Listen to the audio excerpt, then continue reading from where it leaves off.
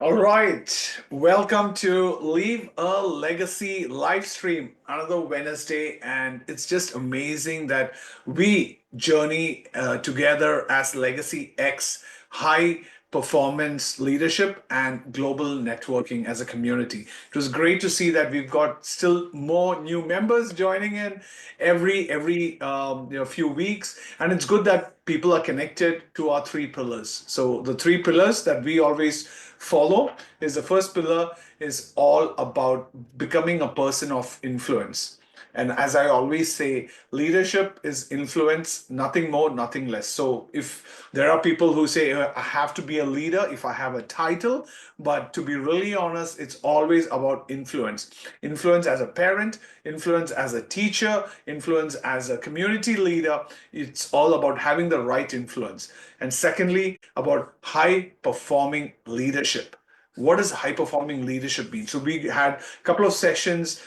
Is not steady or stable. So hence the reason we have speakers who will be talking to us from that perspective, from the high performing leadership. And then it's always about global networking and connections, because we know that proximity is power. And as a child, I've been told by my parents that if you've got friends who are smart, you will be the next smart friend. If you got people who are, unhealthy, you might be the unhealthy friend as well. So you know where you are networking, where you're actually adding value.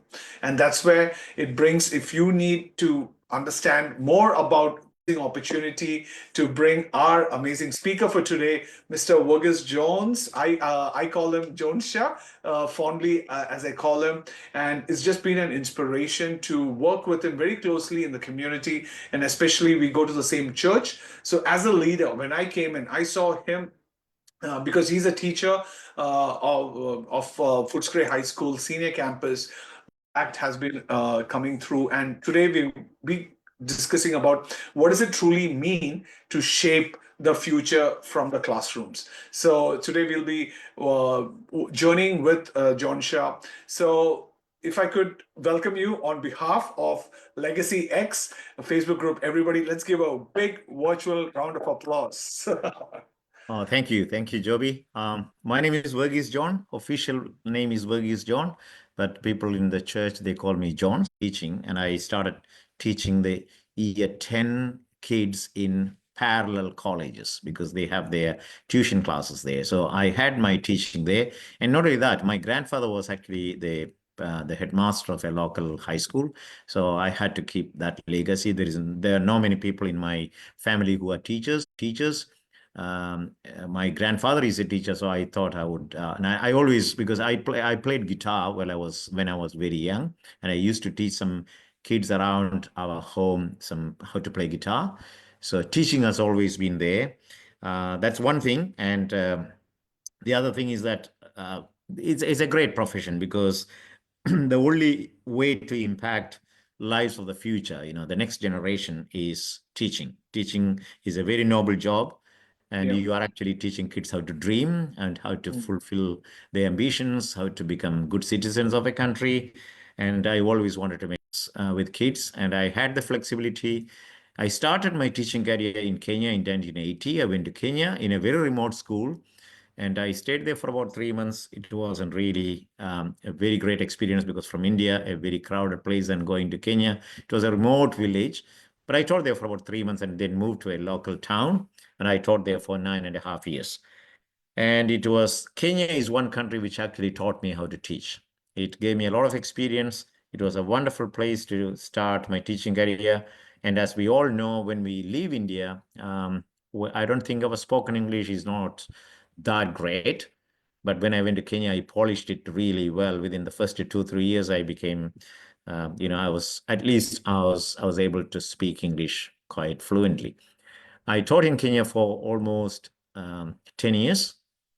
And when I was teaching there, I was introduced into volleyball coaching. And then I realized one thing.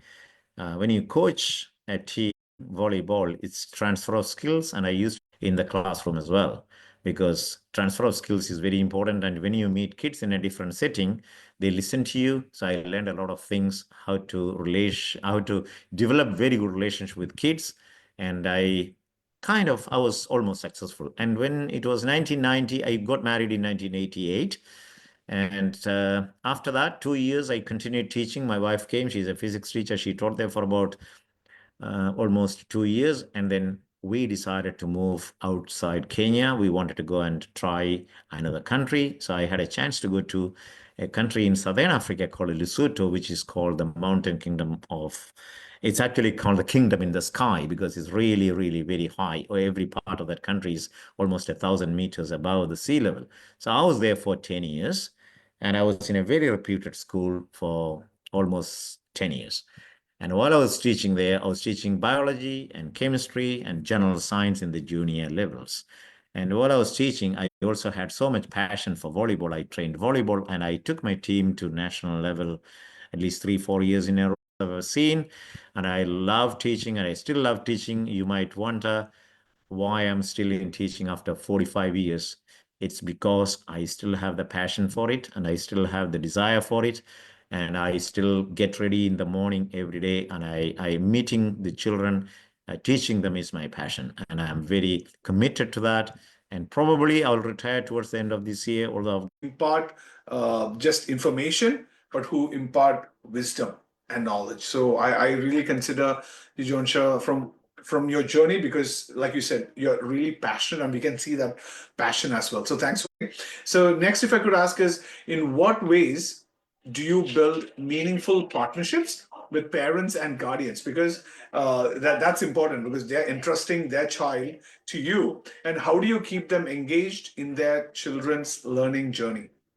see, whether it is your children or whether it is the school children, what happens is when you whisper to them, they are so close to you. When you shout at them, they are very far from you. So when in the classroom, like I'm teaching senior campus, but I've also taught a lot of junior kids in the last 20 years. And every time, the most important thing is building really good relationship with the kids. And once you build very good positive relationship with the kids, you can always communicate with the parents. The kids will actually transfer that relationship, the strength of that relationship, the depth of that relationship to their parents. They will always say that I've got a maths teacher, I've got a science teacher who is so good, he's helping us and we understand him well. So parents will always want to come and meet you. And when you meet them in parent-teacher nights, or you can communicate it in emails, and anytime you see a child is behaving slightly different in a different way, the first thing I do is that talk to the child and find out the problem. And if it does not end there, then you can actually call the parents and know more about this child in the primary. What happened in primary? Was there any problem? Was he undergoing any problem? Is there any psychological assessment? So you have to really know the kid before you actually start teaching them. Teaching is just one part, but knowing the kid is the most important thing. So once you know the kid, you can always use that kid and you can channel that through to the parents. And when you talk to them, be very genuine. Don't just say things which will please them. Tell them exactly what's happening. If he's not doing well, just tell them that he's not doing well. And always have very good relationship with the parents, very good relation with kids. I don't believe in consequences because consequences should be there sometimes. But if you have got a very good relationship with the kid, they will listen to you. And that is my principle. And it has been very successful for the last so many years. I don't have to shout at kids. If there is a problem, I will talk to the kid after class. And sometimes when you talk to them really nicely, because communication is a two-way channel. So you give them a chance to speak to you, and you also talk to them. We understand each other. We are at the same level, and then they will understand you, and they will listen to you. And once I think communication is very powerful when you do it in the right way. That's how I actually build. So you can use emails, you can use phone calls, you can use Google Classroom, you can communicate with them through learning tasks, you can communicate random calls, you can meet them personally. Sometimes when a child is doing really well, like help tell the parents that your child is really doing well. And I've had so many success stories in my teaching career. Mm. Yeah, that's amazing, John Shaw, because definitely what I've heard from you is it's praising in public, but giving feedback in private. So it was good that you said if you had anything to share, you would take that separately with that child after class. So which is really, really important. So moving on to the next question that I want to, because when you shared about your journey, can you share a few of the biggest challenges that you've encountered in the classroom and how have you worked through them? Okay. When I was in Kenya, the challenges were a different type because in Kenya, we have almost 40 kids, so big classrooms, big number, the number of kids are about 40, 42. So the challenge is actually reaching every kid. But then the discipline part is really good. The teacher is actually the manager of the class and he has got a lot of authority. So teaching is really in their scripts. That's in Kenya. But when I moved to Lesotho, in Southern Africa, it was slightly different. The number of kids in classroom were less, but still I was teaching senior classes. So the challenge. So when it is in Africa, it's a different thing, a different type of challenge. A lot of kids come from very humble families, and I'll just tell you two stories. One of them is from Lesotho. I taught a kid in 1992 called Ditabe Mabe Kebeke. He was in my year 7 class, which is equivalent to A. They call it Form A, which is equivalent to year 7 here. And this boy, it was from a very humble family, very poor family. His dad was a laborer in one of the mines in South Africa, and his mom was totally illiterate. But he was so smart that I used to give him extra books and buy him exercise books and give him this and that. And I tried to help him. And I said, "You're so smart." I still remember it. And he refused to read science textbooks. So one day I walked in and with respect, talked to them, several blows of the hammer will split the rock. So sometimes you just have to say once and twice, and after school, after class, you call them aside and say, "Look, you're so smart. I really want you to go high." And sometimes you just sit with them for about 10 minutes. I mean, it takes your time sometimes, but at the end of the day, you have a story to say. You have a story to tell other people, and you can share it with other teachers, which is very, and slowly, the first 3 weeks, 4 weeks, 5 weeks, you've already created a really good positive atmosphere within the classroom. And then once they realize that you are a good teacher, you care for them and you know them and you try to understand them, and then you care for their needs, and then they will start respecting you and they will start listening to you. And then you don't have to raise your voice. I told you earlier, if they love you so much, there is a lot of affection between teachers and kids. Although people say it's not really, it doesn't happen, it happens. There is true love. A lot of kids miss their parents, which you can give as a teacher. So you can provide that parental love, the parental affection, and they come be very close to you and they open up and they will tell you their problems, and then you can solve it for them. So teaching, to me, once you take it as a passion, once you take it as a real passion, I don't think it's a hard job. It's one of the best jobs. So that's why I'm still doing it. Absolutely. And sometimes it's like you said, it's a coach, it's a mentor, it's a parent, it's a friend, it's a brother. So it's just amazing that how that you shared that two stories, but that journey of those challenges and how you worked on them. So now we've crossed that, but how do you tailor your teaching to support students with different learning styles and needs, right? Because and what techniques have proven most effective, John Shah? Yeah, look, the moment you start teaching more than one person, you're already teaching a mixed ability class. So if you've got two kids and these kids are different, within your family, you've got two kids and they are different. Variety of teaching methods. And we are very lucky that we have got, visual learning. We have got some kids actually listen and then learn. Other kids actually look at the board and look at what you're writing and your explanation. So they are visual learners. There are other kids who actually do things like, for example, if I'm teaching measurement in mathematics, some kids understand the concept of volume when you take concrete objects and show them how volume is calculated. So you have to use a variety of, and we have got technology, we have got PowerPoints, we have got Google Slides, we have got a lot of things, we have got practicals, we have got project-based learning. So we have to organize according to what the child needs. If a child is learning this way, use that method. If a child is learning this way, you have to change the method. You have to be highly flexible, and you have to know different teaching styles, which will suit their learning styles. So that is Yeah. how you cater for them. Yeah, and which is good that you mentioned the different learning teaching styles, because I'm sure in our group we have a lot of parents who are keenly listening in. So it's good that you touched upon the different teaching styles as well, and so they know exactly what to use at what time for those particular. And also maybe if there are other resources, John Shah, feel free to share it Yeah, at the yeah, yeah, bottom yeah. of this link, so then people have access to different teaching styles as well. So that's good.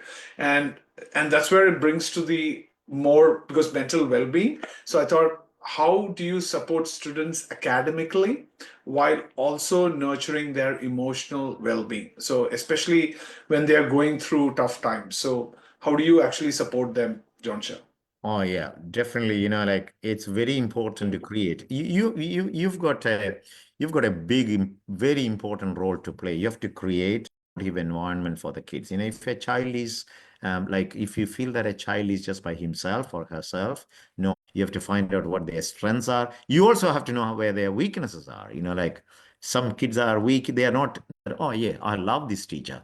And as soon as they like your teaching style, they will listen to you and they will not cause any problems. This is my experience. Like it could be, it does not matter where you come from, it does not matter what color you are, what race you are. If you are a good teacher, that's all they look for. If you care for them, if like consider their well-being, if you consider their behavior, if you consider their background, if you consider their strengths and weaknesses, then definitely it's really easy. That's how I manage my teaching.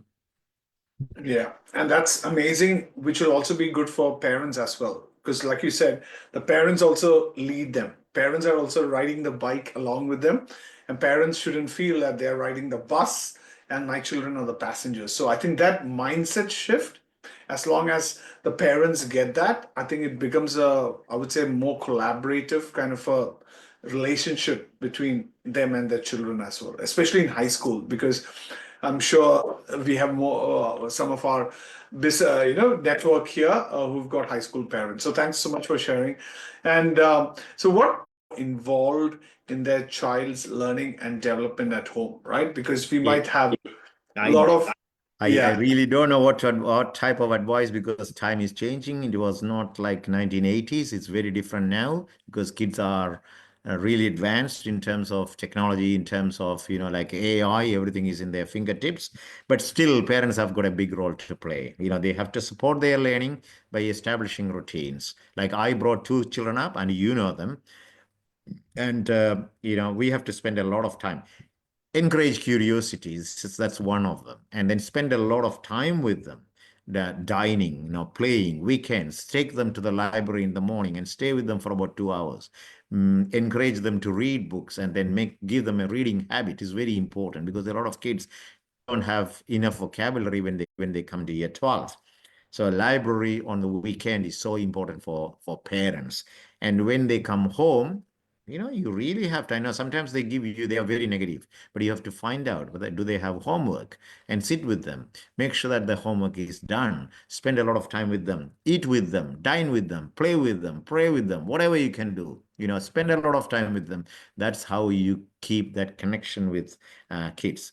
And try to provide resources. If you're really investing in your kids, you have to spend your time. It's not how much you gave them, it's how much you have given up for them. Mhm. So that is really important. So some parents will give them a lot of money, buy them phones, buy them the best laptop, give them a room. That is, you're giving, but you are not giving up anything for them. So you've got to give up your time. You have to give up your love. You have to give up a lot of things for them. That's when they realize, parents really care. So that is how have a very good control over the kids, and they can be co-educators. So thank you so much, John Shah, for being for today and sharing and imparting your heart, your knowledge, and especially your passion for our amazing, amazing team here. So thank you so much once again, Thank and keep and once again, really from Legacy X. Thanks once again. Thank you so much, Joby. You have been an inspiration to me too. Like every time I meet you, I get something from you. You've got a wonderful personality. You're a man of dignity. You are very inspiring. You're very motivational. You are one person who people can look up to. So thank you so much for giving me this opportunity. And anytime you want my help, I'm there. Yeah, no, absolutely. And because we're all about leaving behind a legacy, like you said, you're carrying that legacy that your grandfather has passed it over to you. And now you're carrying that because for you, it's always about the impact you are having on your students. That your students come back years later and saying that this man has made me who I am.